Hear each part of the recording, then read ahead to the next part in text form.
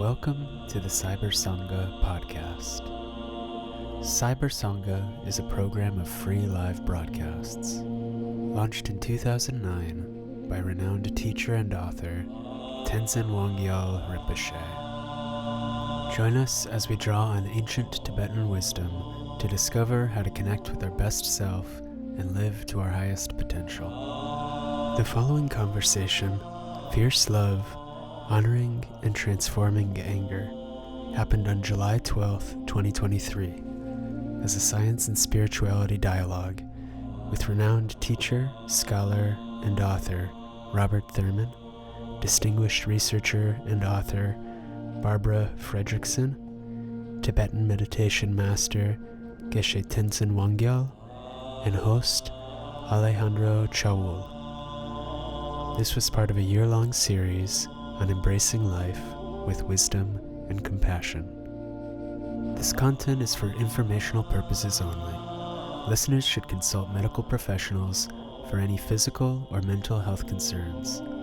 Please use headphones and do not meditate while driving or operating machinery.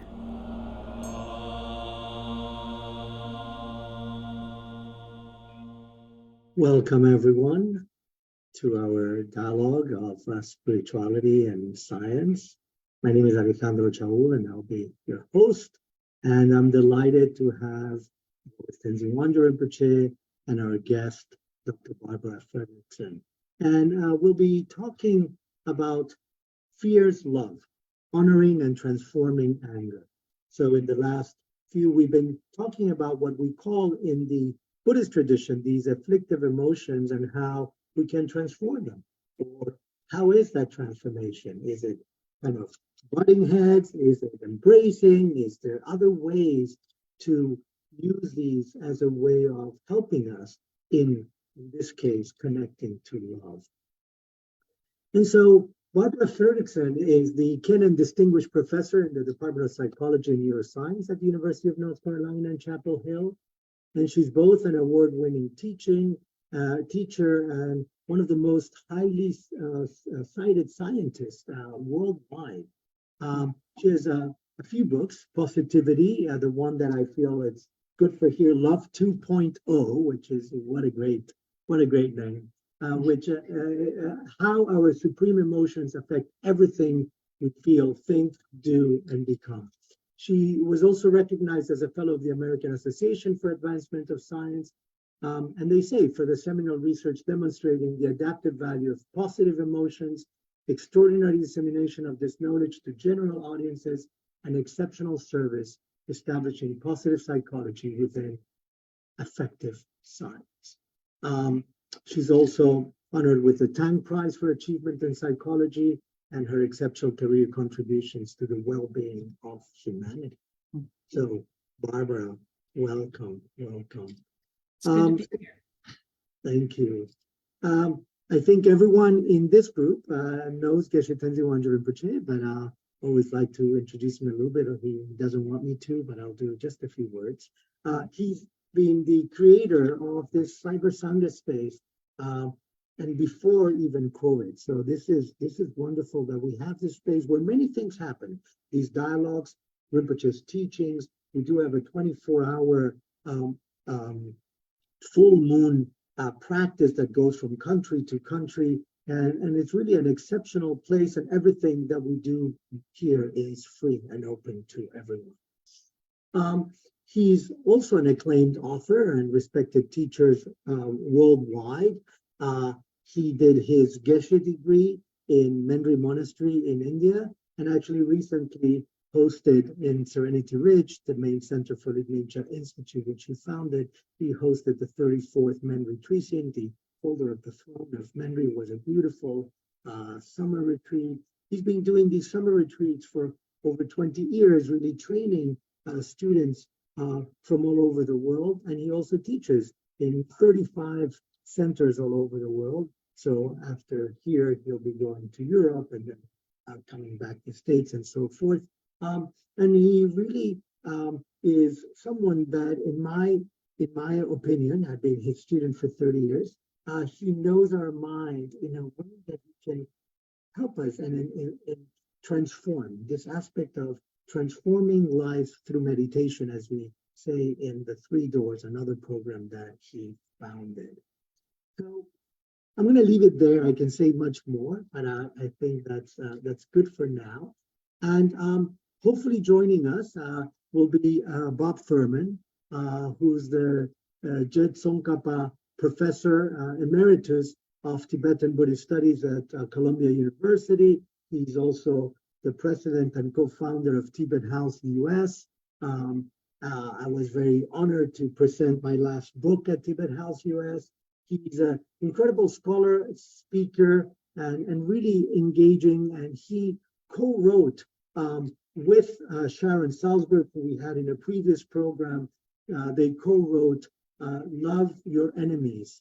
Again, another way of bringing love in a way that is really not very usual in the way we think in the West. So hopefully you'll be able to join in this conversation as well. So let me start with Barbara. Again, welcome as our main guest. And wanted to ask you if you would share, maybe if you were able to share something personal, like what got you into this topic? I mean, it's such a fabulous topic, both in terms of happiness, whether, and I'm going to ask you later about hedonic and eudaimonic happiness, but really about this topic as a whole. If you can share some of your experiences. Yeah, a lot of it was serendipitous in terms of studying contemplative practices as a way in. That was total serendipity. Earlier in my career, I got interested in the positive emotion side of things just because nobody in science was talking about it. And it felt to me like uncharted terrain and was really appealing to investigate, just because everybody was talking about negativity and negative emotions. And as well before positive psychology was a field, I started studying, why do humans have positive emotions? It can't just be that negative emotions help promote survival. Positive emotions must do that too. So that's a question that drew me in just out of intellectual curiosity. And then I developed this theory, the broaden and build theory, for providing an answer to that humans experience positive emotions because in the moment that we experience them, they open our minds and allow us to have a broader mindset than is typical. And that when those emotions recede, our mindset narrows a little. So I was very interested in that cognitive momentary effect of positive emotions. And I argued that over time, that functions like a nutrient that helps us build our resources. So that's the extended over time piece. And what I had discovered early in my career is that I could study those momentary effects in a laboratory study, like induce an emotion, see what happens cognitively. And we have a number of studies to show that positive emotions widen people's awareness, contribute to resilience, and so on. But when I wanted to study the long-term effect, like what happens if people learn to self-generate positive emotions day in and day out as increasing their daily diet, the typical ways that scientists induce emotions just failed for me in terms of creating long-term change. And around that time, complete serendipity, I was part of a faculty seminar in integrative medicine. And through that, this is at University of Michigan, learned about loving kindness meditation for the first time. And then I thought, I don't need to reinvent the wheel. There is a way of teaching people how to self-generate positive emotions more readily. And if I could bring that into my research studies, I could test some theory that came out of evolutionary theory. And one of my mentors early on was Richie Davidson. He was part of a broader emotion training program when I was a postdoc, and he was a faculty member in that. And I had been following his career, and I thought, well, if Richie can study meditation, then it can be taken seriously, and I would take the risk too.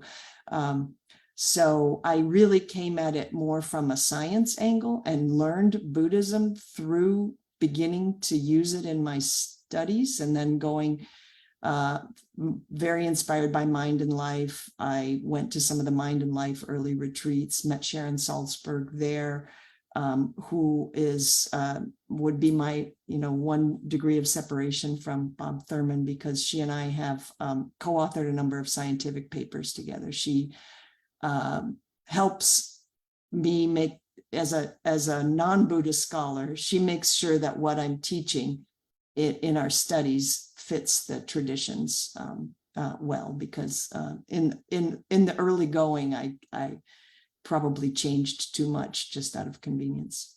Like, I left out the difficult person because I thought, oh, that's not so positive. And then she's like, no, you can't do that. So yeah, she keeps me close to the tradition, which is great. She's been a fabulous collaborator. Wonderful. Thank you, Barbara. That's beautiful. And Rinpoche, you came the other way around, right? So you came from the Buddhist view and Buddhist incredible training in the monastery, and then came to the West, and then started already. Actually, I think when you were in the monastery, you were already interested in science, or at least in this idea of investigating what the Buddhist teachings, the Bön teachings, would say, even from different perspectives. And again, what Barbara said about having the focus on negative emotions so much is usual in both traditions. So actually embracing the positive is really important. And as you're I'm going to ask you this. I can see that Bob Thurman is joining. Hi, Bob. I don't know if you hear us. Well, until he fully shows up, Rinpoche, do you want to say a few things? Well, thank you. Welcome, Barbara, and welcome, Bob. I think I see his belly, but not his face. Oh yeah, you see my keyboard. I better put a background. I'm sitting in the wrong place. I totally forgot, and I'm so sorry.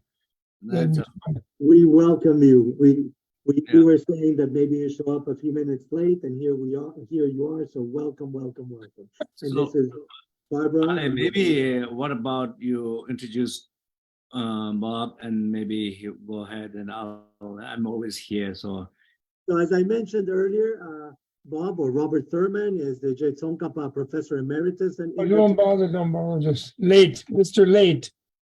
Mr. Late, we're delighted that you're here, and we're talking about mentioning your book on love your enemies, and how difficult that is, particularly coming from a Western perspective, but even from an Eastern perspective.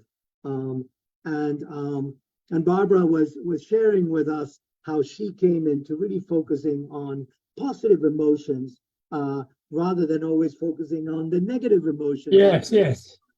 So if you want to say something about why love your enemies is so important in a way, using I don't think it's a Western and Eastern thing. There was the Sermon on the Mount, actually, from Rabbi Jesus and Rabbi Hillel around the same era, and so on. So I don't think it's a Western or Eastern thing. And to me, it's just very sensible, because your enemy is someone who is your enemy because he thinks that you obstruct his happiness or her happiness. And so if they are happy without you being obstructed, then they're not going to bother with your enemy. They're going to do something else. So that's the thing, like Mr. Putin thinks that the existence of Ukrainians is an obstacle to his happiness.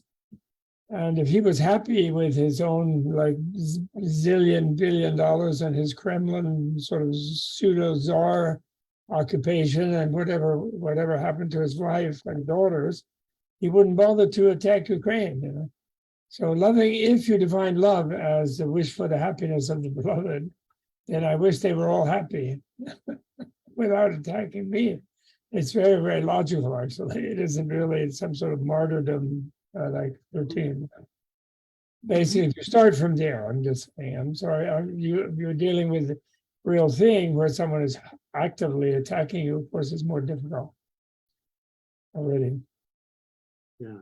In fact, I've been talking recently with people from this great sutra called the Range of the Bodhisattva, the Satyavadi, as the Bodhisattva Gochara Sutra and the Mahayana Sutra, and in which there's an argument that there is a legitimate defense if you're invaded, and if you are capable of rejecting the invader. And I discovered that after 15, 20 years in academic conferences explaining happily that Buddhism had no justification of war at all. And then I discovered that sutra, which does justify a defensive, or if you can do it, it doesn't justify suicide defense. But you know, if you're weak, then you should surrender to minimize the principle being the minimization of violence. So in other words, if someone's coming into genocide, you might as well try to resist if you have the ability, and if not, I guess flee. Say, I guess. But so therefore Dalai Lama never called Tibet as a whole to rise against China, but the guerrillas did it anyway, and he admires them individually. But as a policy, he never did do that. He said they wouldn't win and not to do it and so on. And whereas Zelensky seems to have done the right thing, seems to me, from a Buddhist perspective. But that, you know, because they really got wasted by the Russians, the Ukrainians, you know, by Russian governments for like centuries, you know. So they naturally resisted. Anyway, I'm sorry. So Barbara, what is your experience with all of that? With loving your enemy, I haven't so much worked with the loving the enemy as much as using the loving kindness with a difficult person as part of intervention in helping people to self-generate positive emotions in more contexts. What we've found is that in people's individual practice of loving kindness or mindfulness, both of them lead to people having warmer, more friendly interactions with strangers, with coworkers, with people in their community. What sociologists call weak ties and strong ties, so people in your inner circle and everybody else. Right. And I'm presuming some of those are enemies, but we haven't really looked to see how many of those weak ties could be classified as enemies. But Sharon Salzberg collaborates with me on these studies to make sure that people have the practice of working with the difficult person in their toolkit, so that they're thrown off by that. So how do you do that? You and Sharon represent the difficult person to them. That's a good one. How do you do it? Yeah. I always worry about that with the Shantideva teaching, like welcoming the enemy. And one Lama of mine, Tara Tuhu, I don't know if you ever met him, but say, the Tara Gyute Kensur, Tara Tuhu, his name, he was the abbot of Gyute for many years in Dalhousie and other places. He was a dear friend of mine. And he said one day to me at breakfast, well, because he had seen on television, watching with my children, one of those things where somebody comes win the lottery, and they come to the door and it's a big da-da, and you're supposed to show appropriate joy. And he said, well, if you really knew what was going on, you'd be much more happy to see your worst enemy at the door. than that person bringing the money. And people, I remember myself even thinking, well, that's crazy. You know, I was always in credit card debt in those days. So but then of course that is Shantaneva's teaching. But then you worry, you're cherishing the enemy because giving you hardship so you can develop your shield and armor, shining armor of patience and tolerance. You worry somebody's going to hear you talking about that and then attack you to just give you a chance to practice, you know. Just a little bit worried, put you to the test, you know. Yeah. I So think. Rinpoche, do you want to jump in here and talk a little bit from the experience of your training and how that was used in terms of what you, as Barbara was saying, difficult person. Yeah. I know you call them famous person. So if you want to say something about that. Sure. So first of all, again, Barbara and Bob, welcome to the Facebook Live here. I'm very honored and happy to have you both here. And so I would just maybe make a little comment on the title of today's talk, Fierce Love and Honoring Transforming Anger. So I think just generally that in Buddhism, as a philosophy, as a religion, or in just even in a life, I mean, within a tradition also, there's a whole sutric path which emphasizes on renouncing things, tantric path emphasizing not renouncing but actually transforming things, and then in the Dzogchen it's completely another approach to that same anger, not renouncing for sure, not even transforming, but actually in accommodating, what I call it, hosting it. So there's a different approach. You cannot say one approach in Buddhist tradition or one approach like that. So it's totally, even they argue among themselves, philosophically speaking. So, but I think generally in a life, not talking about religion or Buddhism, I think it seems like it's so important to have a place for fierce love. And so, especially in the tradition, people who think I'm a spiritual person, we are a spiritual community, we are not supposed to get angry. And once you get angry, it's you are angry. You cannot say you are not supposed to get. The supposed doesn't help. If you're feeling it, you are feeling it. If you're not expressing it, that's another problem. But you already felt, you're not processing it properly. So I think it's important generally as a concept to have a place in the society where acknowledging that idea of there is a proper and healthy place for anger. Even in children, any healthy relationship, either it's your with your parents, with your children, with your friends, with your siblings. Not everybody is in totally harmony.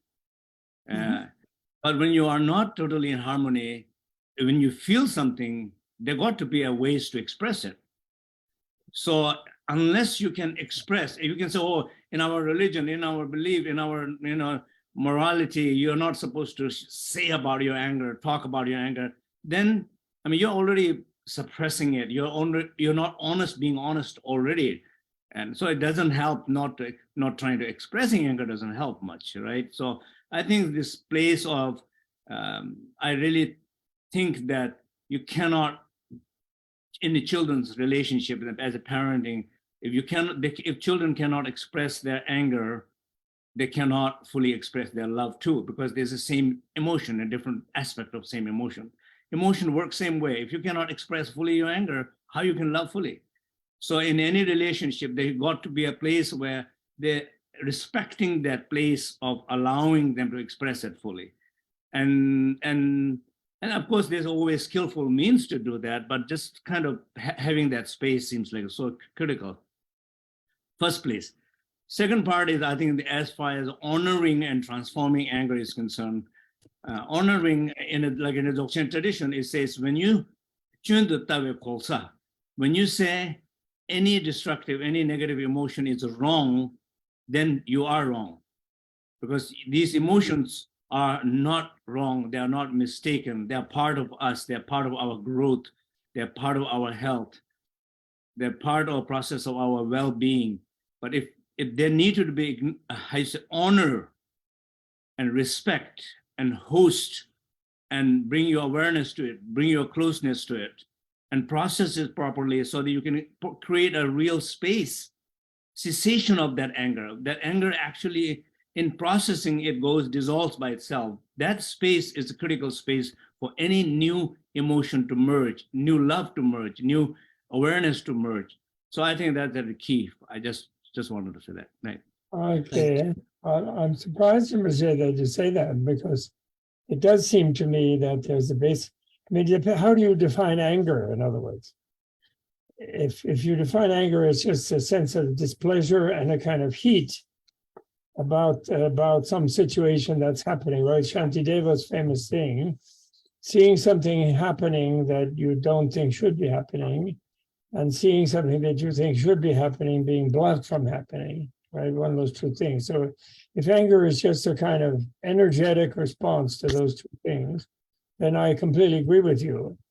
But I think that Shantideva, anyway, I think Buddha, and his even back as early as the Dhammapada, Shakyamuni Buddha, I don't know about Shenab, but Shakyamuni Buddha, and I'm sure Shenab Buddha also agrees with the Dhammapada type of statement, the type of thing where anger hooks itself up with an intrinsically real sense of self, a sense of having an absolute core that is, whose impulsive dictates must be obeyed by a person, where you lose yourself to the heated emotion and then damage things, damage yourself, damage others, where you lose control of yourself, in other words, which does happen in anger. I'm a veteran. Yeah, So that's totally condemned. This thing that some lamas say about be friends with your anger, host it, like there's a thing, it was an article recently in one of the magazines about your lovable monsters and all this. Well, I can understand that if that's just noticing that you're annoyed and you're heated up and you don't want to pretend that you're not, and et cetera, which I think is what you're saying. But in our enthusiasm of commending that in people, that they honestly look at what they're feeling, I think we mustn't lose sight of which I believe is also a good psychologist's advice, that although they would attribute it to a different cause than Buddha's, but when the emotion takes you over rather than you, and I think it goes for lust, and it goes for delusion in the form of extreme suicidal depression. Right. When the emotion takes you over, where you become its tool, so to speak, and you're no longer able to exercise good judgment, I think Buddhism would join with most modern psychology in saying that is a no-no. Mm-hmm. I'm sure you would agree, actually. So Rinpoche, you were. I'm not sure your Bob. I'm not sure your point, and I'm not sure your question is clear to me. So if you ask the question more specifically, I'm happy to. It's certainly clear. I mean, unless maybe Rinpoche, you never completely lost it, and like smashed something or said something that you totally regretted later, was completely contrary to the interest of either you or the so-called enemy or the person you were, the situation you were against. And that has something to be that requires renouncing, I think. Sure. You know, so but anger, for example, anger. First point, when you see something wrong in anger, then you're more likely not expressing it, not feeling it. So regardless of how you look at the anger, either it's very physical, it could be energetic, it could be very destructive emotion, it could be many ways you can feel it, see it. It is. It's not good. It is. So then once you feel it, without controlling it, without having any sense of control, you are fully identifying with anger. That means you are no longer anyone else than your anger. That's and every behaviors of you will be your anger's behavior. And that is where you have lost the connection to yourself. So the approach about hosting is, hoster, the one who's hosting it, is always stay a little bit more connected to who you are. Anger is you're hosting it. So you're acting out will not be fully with anger. There's some sense of okay, should I say that? Should not I say that? Oh, I good. can wait Okay. one more Yeah, well, day. then fine. I can process it. So, Yeah. so that's the host. Yes. So, but this is very key in Tantra, this thing about transforming. That's why Tantra, it seems to me, but maybe you will not agree with me, but in Tantra, where you're acting out the negative emotions and turn them into wisdom, I don't think that's possible if there hasn't been an initial level of detachment of your relational self from the inner absolute ego that people are more or less conditioned to have, unless they are reincarnations of some kind. And I think that is more or less what what Rinpoche was saying. And I see Barbara trying to bring from another perspective. So let me bring in Barbara. Yeah. Sure. I would say from the science of emotions, the two different views that Bob has shared and Rinpoche has shared can be seen in the fact that emotion and emotion regulation are really tied up together. Emotions themselves, I think, and it's really, you can't completely separate them. They're always already together.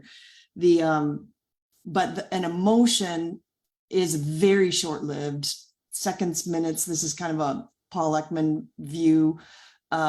When they get really prolonged and acted on and identified with, that is starting to reflect how people are choosing to regulate their emotion. Some maybe choose to regulate their emotion by acting out in violence, whereas the emotion itself might just come with an urge to act in a particular way, not the actual action. And that's where that element of choice or wisdom might come in. So the anger could be that sort of negative energy that arises when some goal is blocked or some injustice is witnessed. And then there's wisdom in terms of people's skill in emotion regulation that would lead to a couple different paths. One could be this hosting idea, like, yeah, I feel this arising, this sensation in me that something is unjust and I don't want to support that. And there are, 50, 100 different possible actions from there, because the emotions are not reflexes. We have this opportunity to decide how we respond. One of the things that comes, I think, with contemplative practice, but also with age, is greater acceptance of that initial feeling. This is part of why older people tend to be happier than younger people. Researchers have been able to pinpoint that to greater acceptance, because once the emotion is accepted, it's sort of like the weather. It's like, yeah, this is how I feel right now. It's not going to last. With experience, people learn that emotions are transitory. But if people feel that they should not feel a certain emotion, like this, having this meta ideal that I should not feel anger, that actually keeps the anger lasting longer, whereas acceptance would allow the anger to come through and be experienced, recognized, and then drift along the river. So there's a way in which emotion regulation is either more or less skillful. As parents, that's what we try to teach our kids, is to get a little bit more to the skillful side. As contemplative practitioners, that's also one of the things we're trying to do, is handle it more skillfully. But acceptance is a central, pivotal moment where people have more choices in how that anger episode will unfold. Now, how tied in the self is to this, that's probably a little bit more of a Buddhist scholarly discussion. I think that having that ideal that anger doesn't occur, that's very much people's self-identity, or feeling like, if I'm going to be a good religious person, I don't have anger or something. That's too much identity in it, I would say. But I think there's a place for anger, even if people have a lot of strong sense of self. Okay. Do you know Carol Tavris's work? Mhm. Where the misunderstood, I would think you do somehow. Usually I'm forgetting names nowadays, like massively, but suddenly I remember her name in that book, The Misunderstood Emotion, Anger. So she refers there to, I loved it, what she did there, where she referred to the hydraulic theory of anger, that you have to express it. So then it lessens it. Whereas I think the Buddhist view would be the opposite, that sort of pillow punching and this kind of exercise that people do actually increases your habit of acting violently, actually acting out, as you put it. I think she's very good at her analysis of that, and I found that very consonant with what I understand from Buddhism. Exactly. And that is a very reliable effect in psychology, that aggressive action increases the You react that way, yeah, that's right. It's not a way to vent and then get it over. Right. Yeah. Oh, And then it doesn't vent the dam so that there isn't any more left. It stokes the flame, yeah. Yeah. Right. Yeah. Right. So so what is the goal? What is our goal in this? So then love. What I love, another thing I love about Buddhism, and I include Bön Buddhism in that, which I consider, by the way, I consider Bön totally Buddhism. I'm sure I think you know that I do, because of my conversations with the old elderly head Menri Rinpoche. Remember, we had this kind of conversation about how the two, but we have to take that back to Tibet somehow to get them to accept. Yeah, let's not change the topic, Bob. And that's Rinpoche, did you want to say? Yeah. Yes, I do. Yes, I do want to say a few words here. Yeah. So, Yeah. Okay. I think this general approach about the idea of expression of emotion, I think there's a depends on what expression of emotion means. Sometimes it can be very destructive emotion. Sometimes it can be very conceptual, very logical.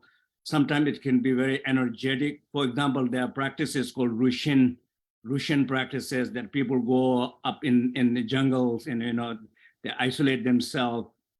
And they're trying to bring the story in themselves. They will actually scream it out, shout it out, make different sounds of different animals. And what they're really trying to do is they're trying to, not trying to, for sure, trying to hurt someone, trying to target on someone. But what really they're trying to do, they're trying to feel those emotions in their body, expressing them out through the sound and the movement. So there's no sense of very harmful intention to anyone, and that's key there. But they do have these skills and practices where they do scream it out, punch it out, whatever, So that's one. Let me finish, please. Okay. So, and then the other part is the children, parents and children. If you think about, if you are angry at your ex, you would behave differently. If you're angry at your only child, one child, you would process it very differently. So I think that these two ways of approaching, same person is feeling same kind of intensity of emotion, but they will process it completely different because of different two people. So I think generally Buddhist approach of practice is to look at every sentient being is that single child and trying to do that. Sure. Absolutely. Beautiful. But I have a question about the Rushin practice. Doesn't that fit into a sort of advanced level tantric practice? Rushin is not for the ordinary villager, I believe. It's usually Rushin practice is every sentient being, so includes the ordinary beings, ordinary people too. Well, yes, but yeah, sure, it includes every sentient being. But the idea of Rushin, to do Rushin, I think it depends on who is wanting to do, what kind of level of their training experiences they have.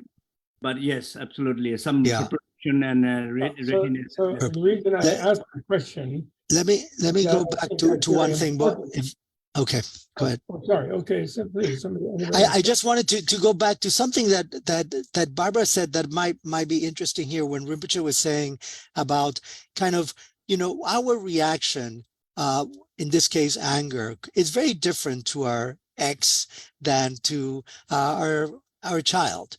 And Barbara, you mentioned something about weak ties and strong ties. Is there something there where there's something that we can strengthen those weak ties and therefore kind of help the way that we react more positively? Is that make sense? Can you? Yeah.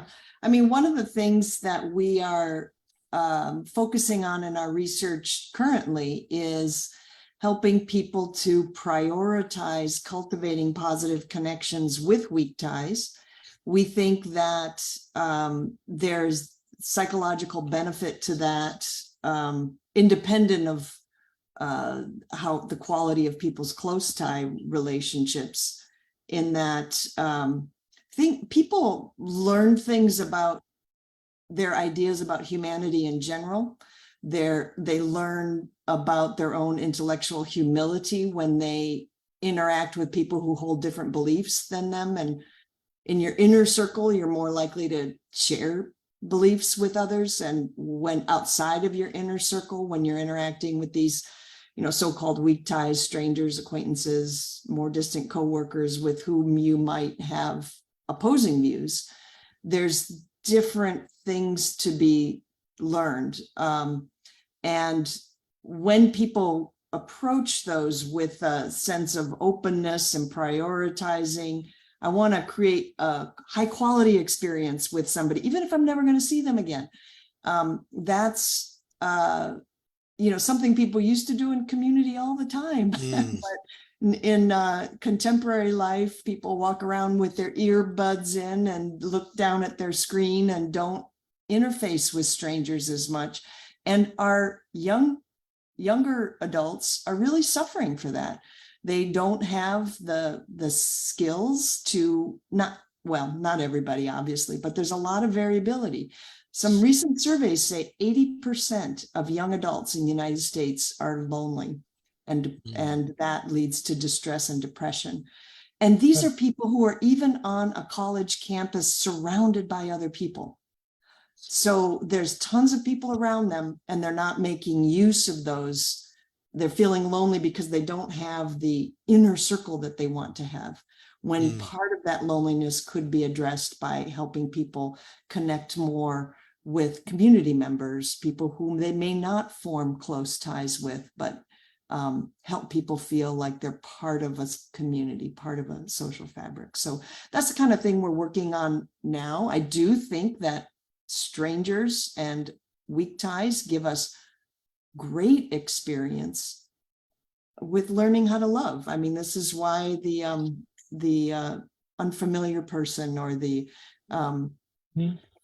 loving kindness practice is such a good practice individual, because the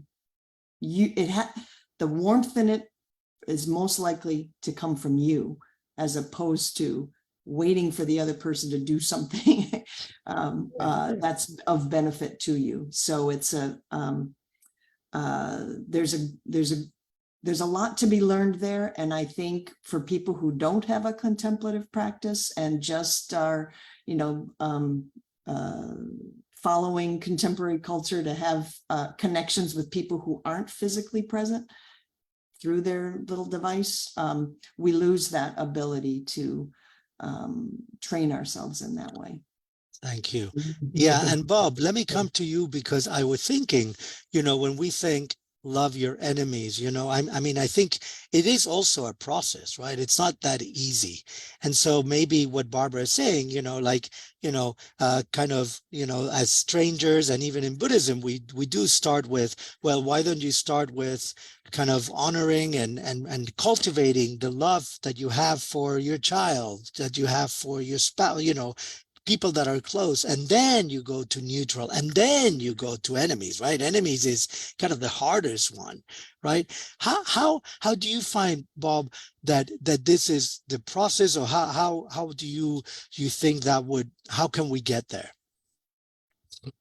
Well, one thing that I was trying to say before, I asked Rinpoche the question about Wushan and this issue of expressing things. We have to be very careful.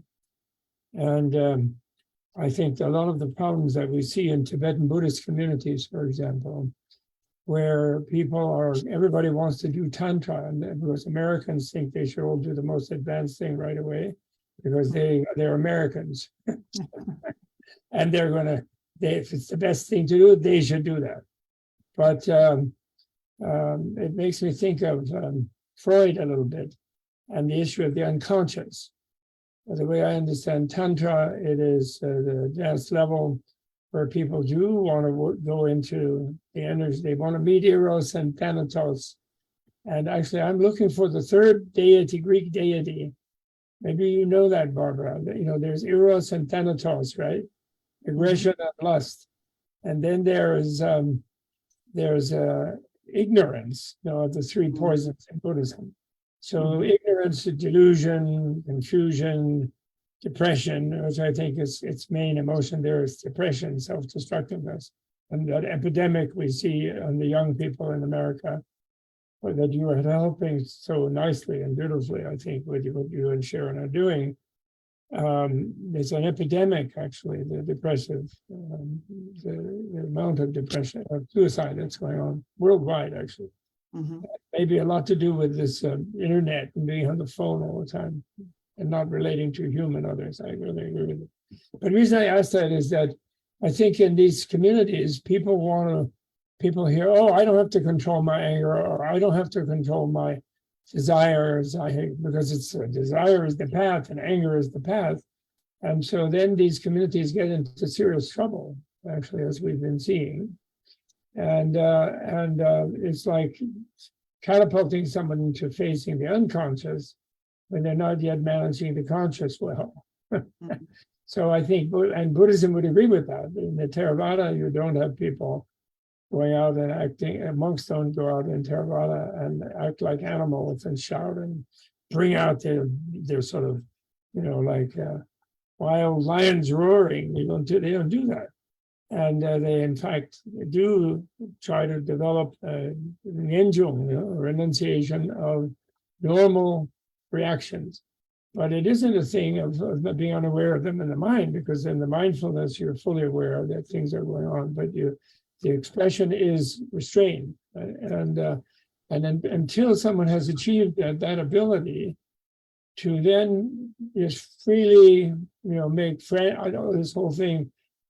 One community, which was a notoriously scandalous Buddhist community, that's where that started, that language of make friends with your negative emotions. Just let's all celebrate them and transform them. And this is a problem, I think. And that's all. I was only concerned with making that difference.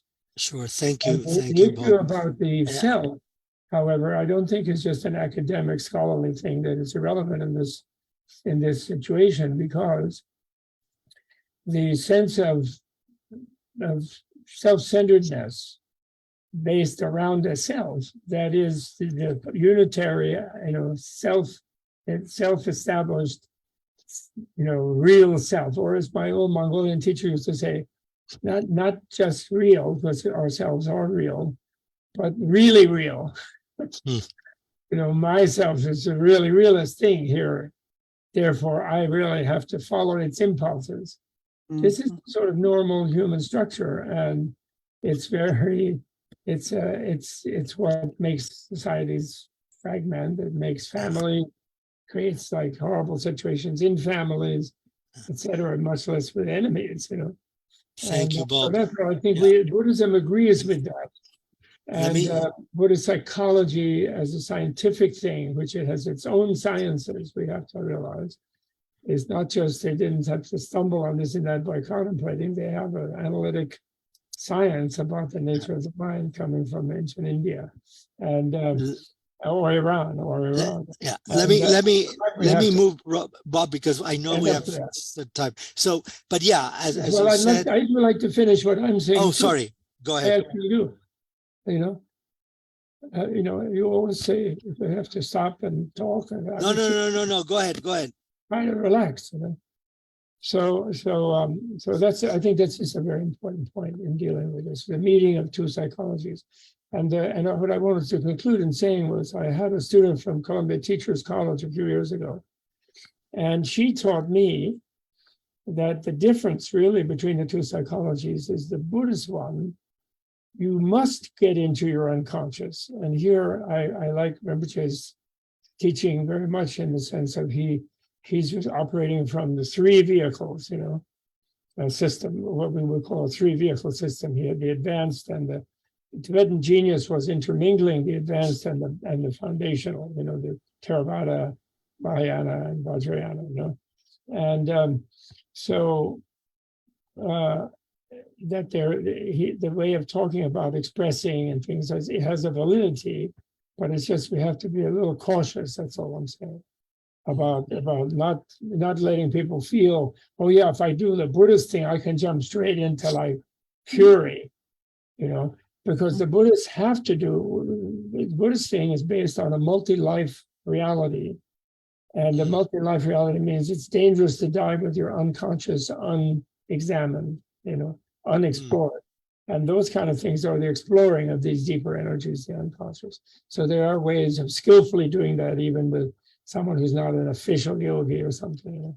Although I think we're in a situation where everybody has to be a bit more of a yogi, definitely, especially in this country, where everyone is just not, the people, the MAGA people, and no one is, they're going to ban all books that will talk about examining the self, in all schools, the way they're going. So that's what I want to finish saying. Please go ahead, Alejandro. Thank you. Sorry to have interrupted. Thank you. I wanted to go, we were talking also, trying to think of the audience and, what kind of things that they can do. And a lot of times, and Barbara, you were mentioning, how much we, spend time, whether it's the phone or whatever. And I think it has to do also with that idea that we want immediate pleasure, right? We want immediate things, immediate response. And you did a wonderful research on this about hedonic happiness and eudaimonic happiness, and with fantastic, and maybe you want to say a little bit on that, because I think this might be interesting to our audience. Yeah, I think that one thing in working in the area of positive psychology, it's clear, like I think this comes through, this is sort of what the challenge in what Bob's saying too, is that a little knowledge about positive psychology is a dangerous thing. A little knowledge about Buddhism can be a dangerous thing, because people take what they hear and then assume it means something that has not been communicated. And in my area, when I say positive emotions are valuable, people hear negative emotions are not valuable. I never, that's not been the message, but sometimes people overlay their idea of, if this is good, then that is bad. When we need to be able to handle all of our emotions skillfully, whether they're positive or negative. Positive emotions can certainly be overplayed as people go for immediate gratification, or get into addictions by pursuing what feels good. And so within different types of happiness, we have been studying ones that are more about pleasure and gratification, and others that are more about meaning and purpose and fulfillment. Now, some traditions think of those as two separate paths. I really see them as very much twisted together, and that there's always as people are finding meaning, they're finding uplift and pleasure in that meaning. Now, there are certain kinds of what I call empty calories hedonic pleasure, which is like if you subtract all the meaning out of it. Epicalorie? Empty calories, sort of like just having sugar only and not any nutrition. Epicalorie, I heard the word, that's all, yeah, okay. Yeah, and so that would be pleasure that has no meaning and no, redeeming qualities to it. Most often they're really tied together. We have found that in terms of people's health, mental health, physical health, it's the eudaimonic positive emotions that really drive the health. Often they have a hedonic component to it, but if that eudaimonic is left out, then there's less of a benefit for health and well-being. So that's those are statistical separations that we're able to do, rather than it's not like a dichotomy of there's some people who do this and others that do that. They're always twisted together, but the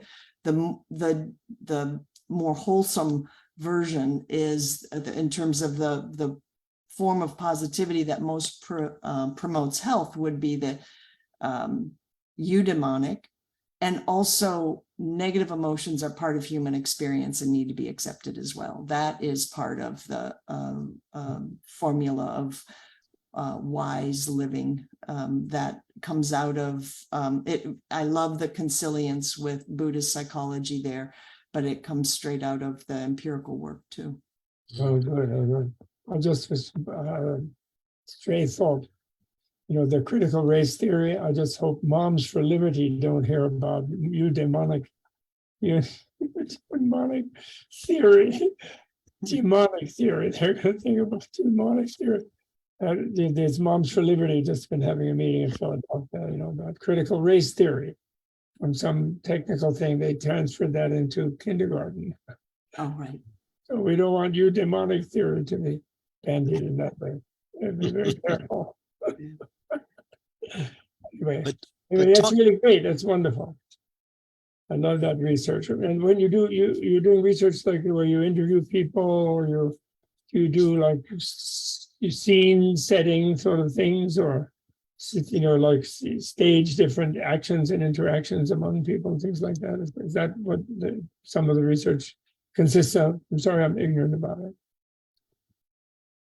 Yeah, we've done all kinds of different methods. We bring in biological markers. We bring in daily experience sampling. We've done randomized controlled trials where we introduce people to meditation techniques as a way to see change over time. So my team and I really work across a whole bunch of different methods. Instead of doing interviews, would try to break things down really into small bites. What are you feeling today? Rather than great. So Love 2.0. Then I meant. Oh, sorry. I meant to look at the book, but I didn't get around to it. So Love 2.0 is then eudaimonic love. Well, no. What I'm arguing is that it's co-experienced positive emotions with any other person, not limited to your inner circle. So I'm trying to help people see love in community as vital as love of romantic partner or love of family. So it's extending across targets and seeing it as a shared experience. So. Right. Can you say some more? You know the sevenfold causal effect practice of compassion practice that's very common in Tibet. Mm-hmm. I'm not so familiar with that, but well, they have the mother recognition, mother gratitude expression, mother kindness, repayment, obligation, love, compassion, and then what they call adhyasaya of laksam, right? And I'm sure you have that, and Rinpoche has that as well. And then, sort of wanting to universalize that love. And that leads to the Bodhisattva vow. So the 6 causes of making the Bodhisattva vow over multiple lifetimes, of course, is a very standard Tibetan thing. It's supposed to come from Maitreya, Metteyya. So Have you had not heard of that? We need to introduce to that. Yeah, The no. Mahayana sort of thing. So you start by thinking of all beings as your mother, and then you connect it to your memories of your mother, if you have them, or any maternal type of memories, and then feel very moved, and then the stages are marked when you feel tears, and it's like sentimentality meditation or something like that. And it goes on with it, then you get immeasurable love and measurable compassion, and then this messianic, what you can only call a messianic attitude more technically, but they use high resolve or universal responsibility, something like that. That would be fun if you plug that into your meditation. Yeah, and Barbara, you were in following that. I think what also in Love 2.0, you're looking at or endorsing this idea of micro moments of love, right? And this is something that might be useful for our audience to know. Can you say a little more about that? Yeah, this really comes from an emotion science perspective, is that I think that often we consider love to be this unending, monolithic, lasting, that love needs to be lasting, to be meaningful. And I'm arguing that love is a lot of things. It could mean a bonded relationship. It could be commitment to the growth of a child or something long-term, but love is also an emotion, and emotions rise up and dissipate. And so we benefit and grow from recognizing that even moments of kind connection that last very brief, that those fleeting moments of positive connection are a nutrient of growth, a nutrient of building community, and that we need to kind of recognize and prioritize those more than we do. Because if we think of those as throwaway moments, that, oh, it's just icing on the cake, who cares if this interaction with a stranger feels good or not, then we miss out on becoming more human, more fully human. Right. Beautiful. Wonderful.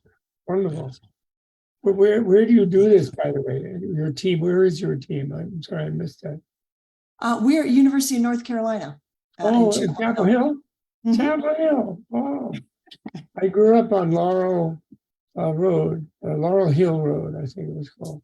My grandfather founded the drama department at UNC. Oh, wow. Well, small world. I spent every summer there. And when my mother died, I unfortunately sold the house, which was right next to the Army-Navy field, through the woods from the Army-Navy field. And we used to swim in the pool and use the gym. And I would fake a Southern accent within 2 days. From New York. Here's a micro moment of connection. Yes, that's what I'm talking about. Love your enemy. Because, they would see us as damn Yankees, me and my brothers, So Chapel Hill was, and walking to the Arboretum, it's still a beautiful town, I think. I hope so. It is. It's gorgeous. Laurel Hill Road? Do you know that road? When you head to go to Durham, it's on the right. The right is before, just leaving town. And it's the golf course out there, and then he had a house there. I know we're soon to close. So Rinpoche, I wanna summarize. No, I mean we still have 8 minutes, but Rinpoche, did you want to? Yeah, I'd love to hear Rinpoche's thoughts. Yeah, first of all, thank you. Yeah, I think our conversation is very interesting. I just wanted to go back this idea of child, your love, angry at your child, and angry at your ex, and so somehow with child, you will give so much more space, so much more time, so much more to reflect in yourself. Not only this like objective anger that I'm angry at somebody's action, somebody did not follow the rules, whatever, but you are trying to see how you're feeling it, trying to be more careful, not to go crazy with how you express it, trying to be more, you definitely don't want to hurt your child, and you definitely you don't want it to make the situation worse. Neither you wanted to, ignore yourself, what you're feeling, the emotion, what you believe that you can do something right for the child. So this whole process, able to fill the little space for the process, I feel that's very, very, feels like it's very, very important quality. But in generally, like in Buddhism and Tibetan tradition, like all these different approaches of the teaching practices, people, every situation that people needed to be prepared and ready to do right practices according to the tradition and following the qualified teacher who has experiences, and then under this clear, direct supervision. It's not like anybody can do anything, anytime, anywhere, and have half knowledge and trying to do a more fancy practice is harmful. For oneself is harmful, for other people is harmful. And end of the day, the key point is that even the anger, whole idea of anger, it's not hurt anybody, period. And so anybody includes yourself. So that means it requires a space and a process in which you take care of those emotions most respectful way. And what that is, it's really very individual to individual. So it's very much one have to find a way for best this one for oneself. Yeah. Thank you. Om Ahum. Yeah. I want to bring Amen. something That's from amen. Buddhist amen is Om Ahum. Yeah. So let me bring something from the audience. So some people are saying, the emotions as opportunity and doors that we spoke about, but someone had a very specific question that I wanted to share. And she says, in this incarnation, I've karmically come into multiple generations of difficulty with motherhood, intersecting with multiple generations of adoption in my family of origin. This leads me to having great difficulty with the mother concepts discussed in Tibetan perspectives. Any suggestions? One Lama used to say, meditate on your dad, and if the mom doesn't work out well, try your dad.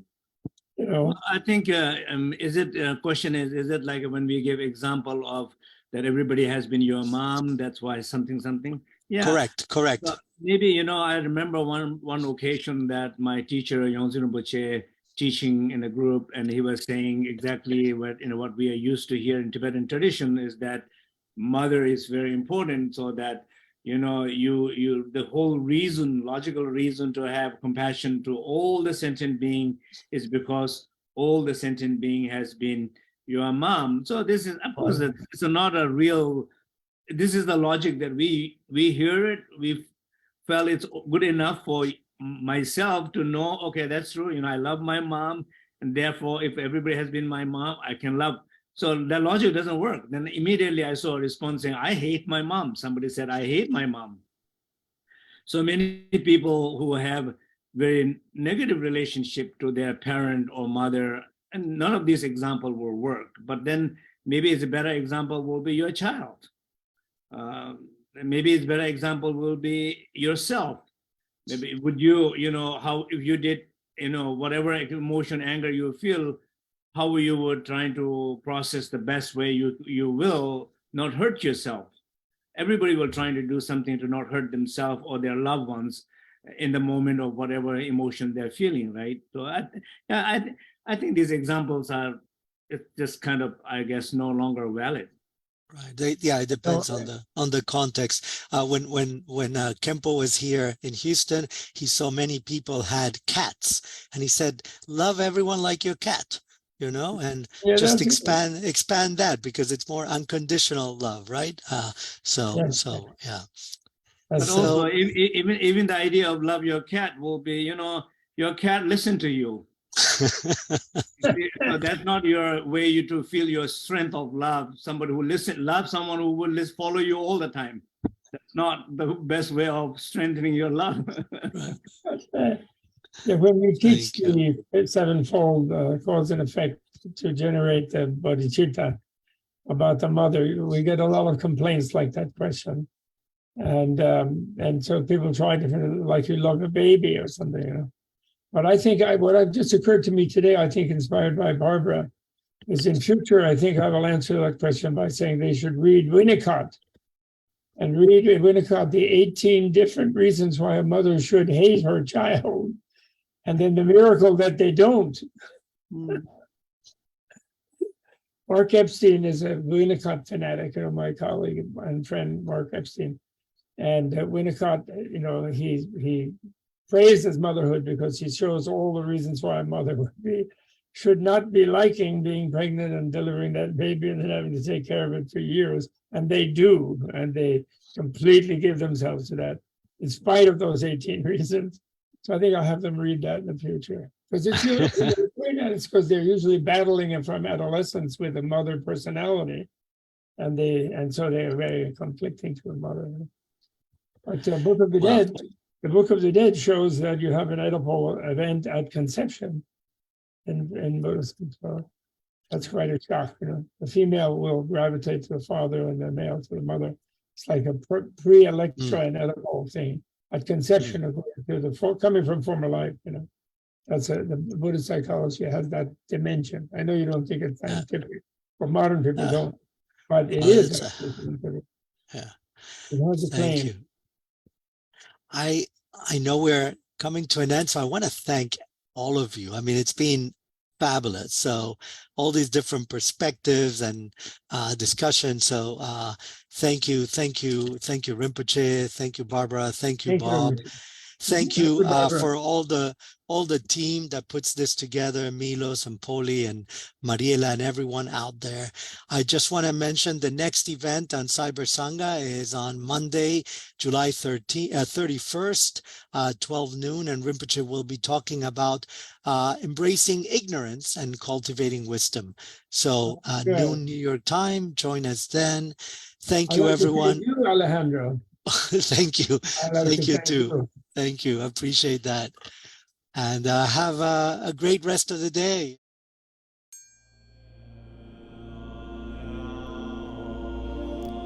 Thank you for listening to the Cyber Sangha podcast. If you'd like to learn more about Cyber Sangha, visit us online at cybersangha.net.